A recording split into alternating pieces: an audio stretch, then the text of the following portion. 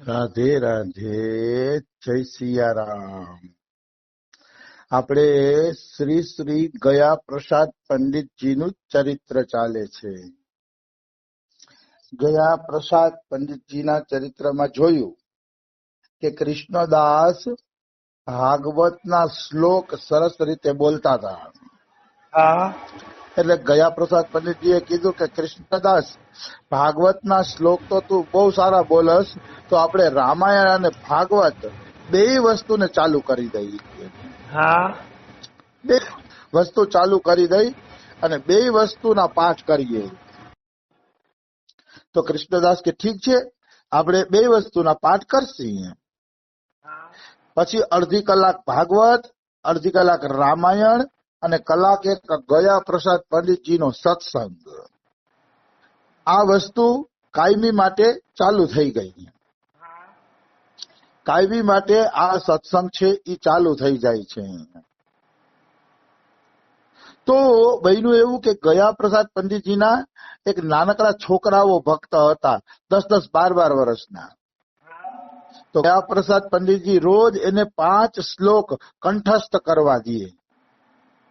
જો બાળકોને આ રીતે ભક્તિમાં લગાડાય, રામાયણ કંઠસ્થ કરાવાય, એની ચોપાયું કંઠસ્થ કરાવાય, કોઈ ભાગવત ગીતાના શ્લોક હોય તો કંઠસ્થ કરાવાય, તો એ કંઠસ્થ કરવાથી એને યાદ રહેવા માંડશે કે શાસ્ત્રો શું છે અને આપણા શાસ્ત્રો શું કેવા માંગે છે. તો ગયા પ્રસાદ પંડિતજી એ 12-13 વર્ષના બાળકોને રોજ 5 શ્લોક લખીને આપે અને કે બેટા, આ શ્લોક કાલે કંઠસ્થ કરીને લઈ આવજો. તો છોકરાઓ રાજી થઈ જાય કે હા ગુરુજી, કાલે અમે કંઠસ્થ કરીને લઈ આવશી. પછી ઈ છોકરાઓ 5 શ્લોક કંઠસ્થ કરીને ગયા પ્રસાદજીને સંભળાવવા માંડ્યા. તો ઈ છોકરાઓની દેખાદેખી ઘણા મોટા મોટા સંતો પણ કહે છે કે પંડિતજી, અમારે તમને ભાગવતના શ્લોક સંભળાવવા છે, અમે સંભળાવીએ. તો સંત તો ભાઈ ભોલા ભંડારી હોય.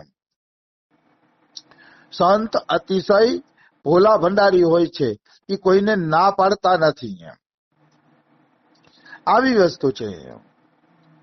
તો સંત ભોલા ભંડારી હોય છે, ના પાડતા નથી. તો કે સંભળાવો. એમ કરતા કરતા કરતા કલાક એક લોકો સંભળાવે ને એટલો સમય એમાં જવા માંડ્યો. કે કલાક ગયા પ્રસાદ પંડિતજીને વધુ બેહવું પડતું. 2 કલાકની જગ્યાએ 3 કલાક થવા માંડી. તો એક વખત કૃષ્ણદાસની વારી આવી ભાગવતના શ્લોક સંભળાવવાની. તો કીધું, કૃષ્ણદાસ, તારી વારી આવી છે, ભાગવતના શ્લોક સંભળાવ. કૃષ્ણદાસ નીચું મોઢું કરીને બેસી ગયા. સંભળાવ્યા નહીં ભાગવતના શ્લોકો.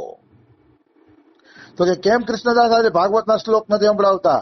તો કે આજે હું કાંઈ સંભળાવવાનો નથી, કે એમ કહી દીધું એને. આજે હું ભાગવતના શ્લોક કે કાંઈ સંભળાવવાનો નથી. કે તો કે કેમ? તો કે નથી સંભળાવવા, બસ. કે તો ગયા પ્રસાદ પંડિતજી હોઠ પાસે આંગળી રાખીને કહે છે કે हम तो यासो न जाने कहाँ कहाँ आशा किए बैठे हैं, पर आज ये क्या देखने को मिल रही है. મતલબ આની પાસેથી તો મેં મોટી મોટી આશા રાખી છે અને આજે મને આ શું જોવા મળે છે? મારી આજ્ઞાનું ઉલ્લંઘન કીએ, મને શ્લોક સંભળાવવાની ના પાડે છે. કે ઓ કે આ તો બગડી ગયો. કે ગુરુ સામે ના પાડવા માંડ્યો. તો કે ગયા પ્રસાદજી કે પાઠ સંભળાવો. તો આ કીધું, ગુરુજી હું પાઠ નહીં સંભળાવું. કે તમે મને બીજી વાર પાઠ સંભળાવવાનું ન કહેતા. તો ગયા પ્રસાદજી કે પણ થયું છે શું તને? તું કેમ ભાગવતના પાઠ નથી સંભળાવતો? ત્યારે એને બહુ સરસ વાત કરી કે ગુરુજી, આ બધાય ભાગવતના શ્લોક સંભળાવે છે ને, એટલે તમારે 1 કલાક વધુ બેસવું પડે છે અને તમારી વૃદ્ધાવસ્થા આવી ગઈ છે. તમે 3 કલાક બેસો એ મને ગમતું નથી. 2 કલાક બરોબર છે, પછી તમારે આરામ કરવો જોઈએ. તમને આરામ મળતો નથી. કે એટલે હવે મેં નક્કી કર્યું છે કે મારો પાઠ સંભળાવવાનો જે સમય છે ને, એ સમયમાં તમે આરામ કરજો. એ સમયમાં તમારે આરામ કરવાનો છે. હવે તમારે કે કાંઈ સાંભળવાનું નથી. ચાલો આરામ કરવા માંડો, ગુરુને કહે છે. તો ગુરુ કે ના ના, મારે આરામ નથી કરવો કે શરીર ભલે વયું જાય કે પણ ભજન થવું જોઈએ કે. વાહ. ત્યારે કૃષ્ણદાસ બહુ સરસ વાત કરે છે કે હે ગુરુજી, મારી તો તમારી આ જ શરીરમાં આસક્તિ છે. મેં ભગવાનને જોયા નથી કે મારા ભગવાન તો તમે જ છો કે. માનો તમારું શરીર પૂરું થઈ જશે તો તમે તો ભગવાન પાસે વયા જશો, પણ આ આંખને તમારા દર્શન કેદી થશે પછી કે. અને મને તો તમારા આ જ શરીરમાં પ્રેમ છે, અને તમારું આ શરીર બગડી જાય ને એવું હું ઈચ્છતો નથી. મારે તમારા શરીરને બગડવા નથી દેવું કે, કારણ કે આ જ શરીર દ્વારા મને સત્સંગ મળે છે, આ જ શરીર દ્વારા મને ઉપદેશ મળે છે, આ જ શરીર દ્વારા મને માર્ગદર્શન મળે છે. તો હે ગુરુજી, હું આ શરીરને કેવી રીતે ભૂલી જાઉં? ના ના, તમારા શરીરને હાચવો, નહીતર અમારું શું થશે કે. અમારું શું થશે કે પાઠ ભલે તમે ન સાંભળો પણ તમે ટકેલા હશો તો એમને એવું તો થશે ને કે અમારા ગુરુજી અમારી પાસે હાજર છે. આ એના ગુરુ ચરણોનો પ્રેમ બોલે છે. અને ગુરુ ચરણોમાં આવો જ પ્રેમ હોવો જોઈએ. ભાઈ, આપણે ભગવાનને તો જોયા નથી, જ્યાં સુધી ગુરુ આપણી સામે છે ત્યાં સુધી માની લ્યો ભગવાન આપણી સામે છે. એવી વાત છે. આ ગુરુ સામે છે તો ભગવાન જ સામે છે, એમાં કોઈ એટલે કોઈ પણ પ્રકારની શંકા નથી. આવી વસ્તુ છે.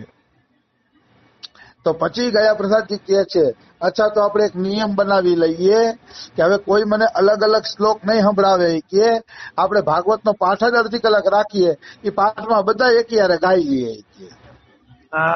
છોકરાઓ ગાય ને મોટાઓ ગાય ને સાધુઓ પણ ગાઈ લઈએ, એટલે અડધી કલાકમાં બધાના ભાગવતના શ્લોક હું સાંભળી લઈ શીખી. તો કે તો ઠીક છે ગુરુજી કે, તો મને ગમ્યું કે. અને પછી એવો નિયમ થઈ ગયો કે બધા લોકોએ એકયારે ભાગવતની પોથીમાંથી શ્લોક ગાઈ લેવા, અલગ અલગ કોઈ સંભળાવા નહીં, જેથી ગયા પ્રસાદ પંડિતજીનો સમય બચે અને ગયા પ્રસાદ પંડિતજી વિશ્રામ કરી શકે. આ વાત છે. તો આવો એનો ગુરુ ચરણોમાં પ્રેમ હતો કૃષ્ણદાસજીનો. એ અલૌકિક પ્રેમ છે ગુરુ પ્રત્યે કે જે સાધારણ વ્યક્તિ સમજી શકતા નથી. અમારા શ્રી શ્રી રમેશ બાબા પણ અડધી કલાકથી વધુ બોલે ને તો એના શિષ્ય માઇક જ બંધ કરી દે. માઇક બંધ કરીને કહે કે ગુરુજી હવે તમે આરામ કરો, ઘણું બોલ્યા, ડોક્ટરોએ તમને જાજુ બોલવાની ના પાડી છે. એમ કહીને એની પાસે આરામ કરાવી લઈએ. બોલો, એમ કહીને એની પાસે આરામ કરાવી લે છે. તો એ બરોબર વાત છે, એમાં કઈ ખોટું નથી. ગુરુ ચરણોમાં એવો પ્રેમ તો હોવો જોઈએ કે ગુરુને કષ્ટ ન પડે. બિલકુલ. આપણો સ્વાર્થ ન જોવાનો હોય કે ભલે ગુરુ બોલે રાખે, આપણે તો મજા આવે છે ને, ગુરુનું જે થવું હોય થાય, આવો સ્વાર્થ ન હોવો જોઈએ. ગુરુ પ્રત્યે એવો ભાવ હોવો જોઈએ કે ગુરુને પણ આરામ મળે, સુખ મળે, અને ગુરુ વધુ ને વધુ ધરતી ઉપર ટકે અને આપણે બધાને દર્શન સત્સંગનો આનંદ આપે, એવો ભાવ હોવો જોઈએ. એટલે આજે પણ રમેશ બાબા છે ને, એ લગભગ માનો ને એક જ પદ ગાય છે. આવે ને સાંજે એક જ પદ ગાય, મેરી મહારાની શ્રી રાધિકા રાની. એક જ પદ ગાય છે.